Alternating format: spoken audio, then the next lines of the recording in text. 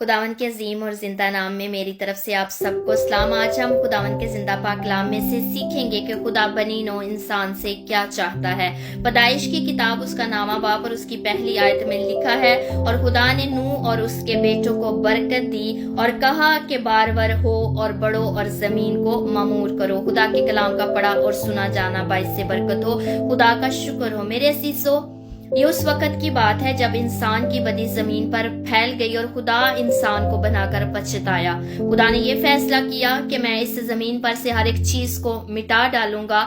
उस वक्त में नूह खुदा की नजर में मकबूल ठहरा। मेरे असीजों, नूह ने और उसके पूरे खानदान ने खुदा की मर्जी को जाना और उन्होंने खुदा के हुक्म को पूरा किया और खुदा ने उनको बरकत बख्शी। हालेलुया। मेरा और आपका खुदा भी हमसे यही चाहता है कि हम इस जमीन पर बहुत सारा फल लाएं, हम बढ़ें और इस जमीन को ममूर और महकूम कर दे। हालेलुया।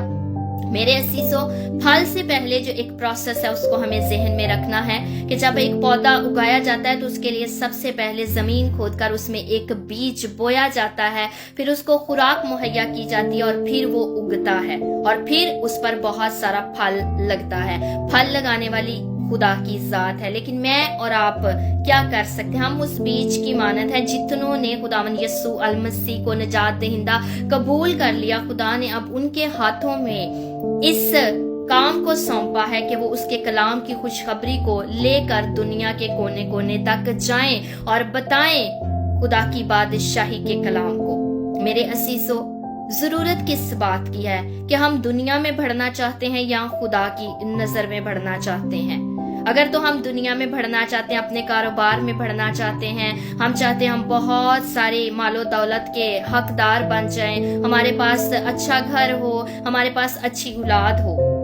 मेरे अजीजों, ये सब देने की जात कुदरत हमारे जिंदा खुदा की, लेकिन वो चाहता है कि हम रूहानी तौर पर बढ़े, हम इस कलाम की खुशखबरी को लेकर दुनिया तक फैले, खुदा के हुक्म को माने, खुदा की मर्जी को जाने और समझे और उसके मुताबिक अमल करें ताकि हमारी जिंदगियां फलदार हों। खुदा चाहता है कि हमारी जिंदगियों में फल पैदा हो और खुदा ये चाहता है कि हमारे वसीला से दूसरों की जिंदगियां भी फलदार बन जाएं। अगर मैं और आप भी इसी तरह से चाहते हैं कि जिस तरह से नूह और उसके घराने को बरकत मिली, खुदा इसी तरह से हमें भी बरकत बख्शे और हमारी जिंदगियां फलदार हों, तो जरूरत है कि हम खुदा के कलाम की ताबियादारी करना शुरू कर दें, कलाम के मुताबिक खुदा की मर्जी को, उसके काम को पूरा करना शुरू कर दें। और खुदा न सिर्फ हमारे खानदानों को बल्कि उन जिंदगियों तक जिन तक ये कलाम पहुंचेगा उन सबको फलदार बनाएगा। खुदा आज के कलाम के वसीला से सबको बरकत दे। God bless you all.